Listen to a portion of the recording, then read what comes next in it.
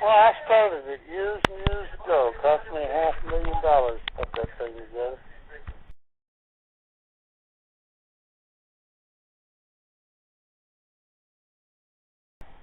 What's your name?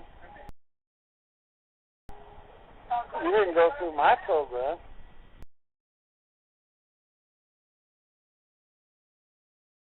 Oh, yeah, Avenue RA.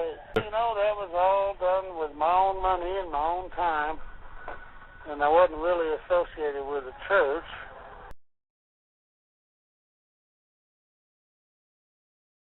What I tried to do, and of course, it was chaotic, but, you know, we did have horses. We did go to the Sierras. Did you ever go to the Sierras with us?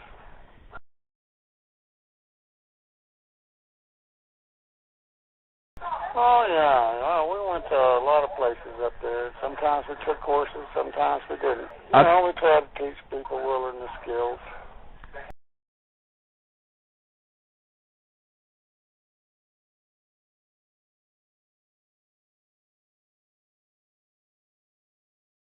Well, not every weekend, but, you know, I'm a Marine. I wasn't a saint. I'm a goddamn Marine. I'm still a chaplain in the Marines. There's still a lot of drinking going on in the Marines.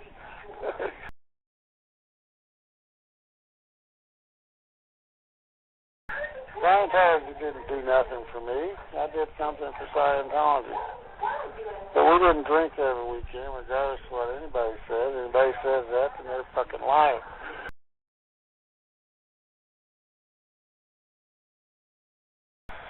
I don't care about those recordings. I don't even have an internet. I'm dying anyway. Wants to rub my name in the ground, rub it in the ground. The fact is, honorably discharged from the Marine Corps, and I'm a chaplain of the United States Marines. It's the only fucking thing I care about right now. Scientology and whatever them people are doing, I really don't care.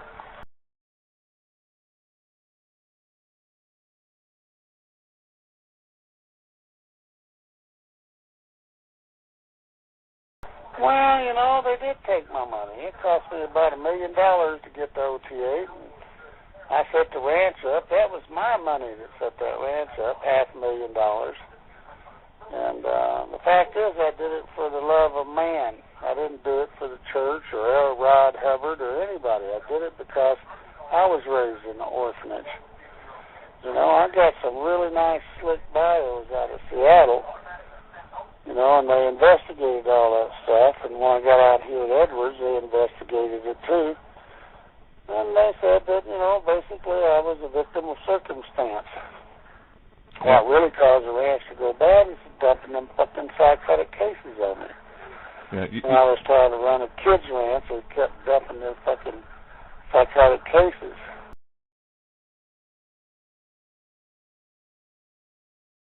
Yeah, we had Buddy. I remember Buddy, and Buddy did good till he set the wilderness on fire.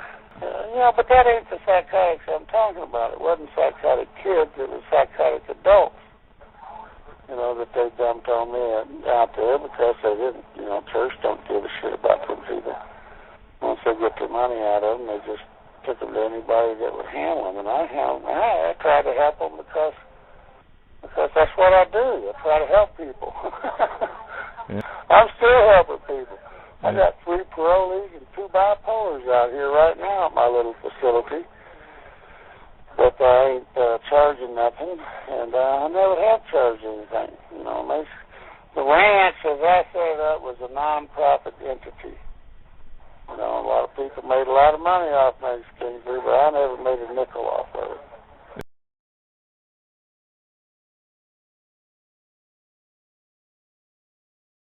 Well, I don't know. She got in hot water for a lot of shit. I didn't hang out with Debbie or Carol or any of them people. The ranch was my property, my facility, and my purpose was to show people survival skills, and try to deal with it. And then they started dumping, you know, psychotic cases on me and kind of spun me in a little bit.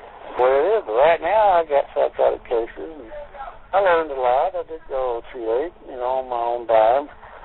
Wasn't anything I earned off the ranch, because that was a non-profit entity that wound up costing me a lot of money, but I made it off my own ability. And I ain't really done nothing with church since 1999.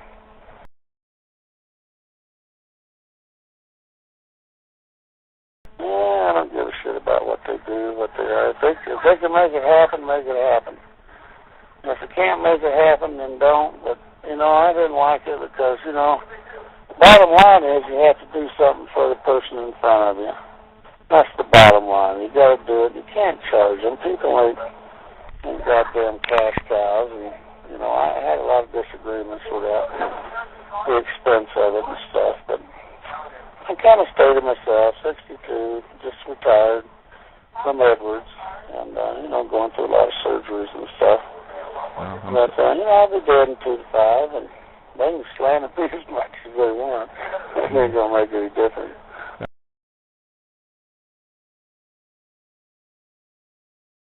Well, I'm old, 63.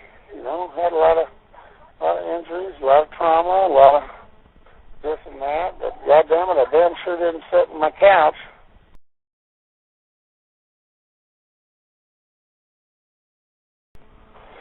Well, the body does get old, and I spent 15 years in the Marines and beat all that shit up and in the railroad and stuff, and it's just surgeries, orthopedic surgeries and stuff, I'm not worried about it. Whereas, I'm 63, and, lifespan for someone that smoked Camel cigarettes all his life and drank whiskey is probably 65. I'm ready to go. I don't give a shit.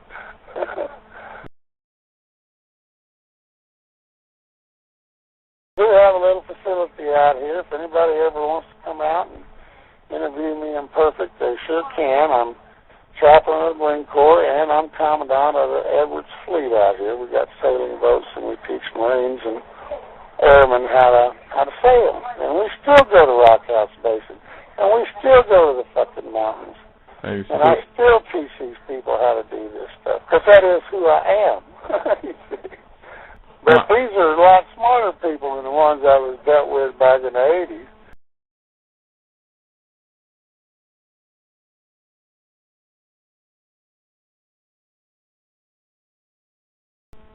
Well, when you got 22 people without ethics and one's scummy ass OOT trying to keep it all in order, what the fuck do you think's going to happen? Miracles?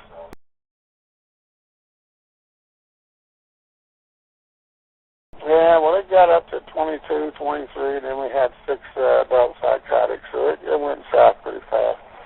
But, nevertheless, I still paid for it.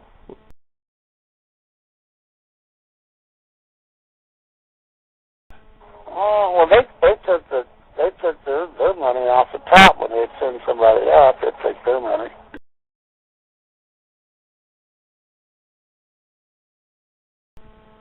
That's right, and they'd pay me after they took their 40% off the top for nothing.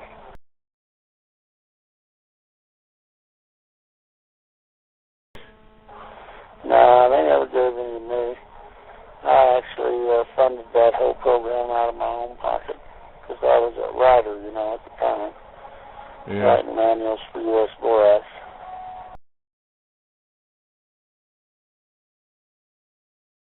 The purpose of the program was to teach people ability, make them able, go up in the Sierras, and they just kept dumping, stuff, and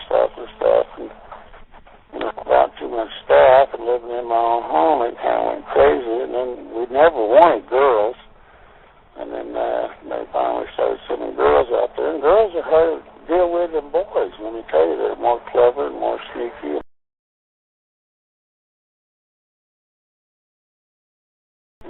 That's what happens, but the fact is, we had a good program. A lot of guys call me and